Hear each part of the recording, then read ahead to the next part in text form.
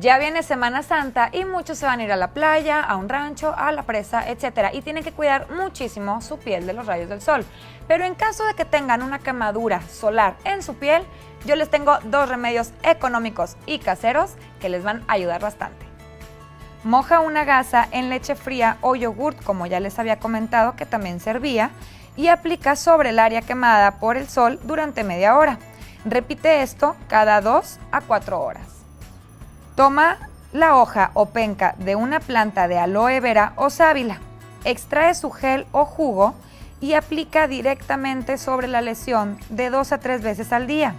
Este remedio calma, cicatriza y acelera la regeneración de la piel. Yo la usaba mucho en mis caídas de chiquita.